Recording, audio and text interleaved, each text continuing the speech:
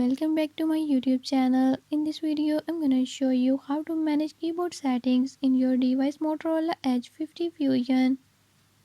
In this video, I'm going to show you how you can do it. But before we get started, don't forget to hit the subscribe button and ring the notification bell. Make sure to watch complete video and learn how you can do it. Let's watch the video.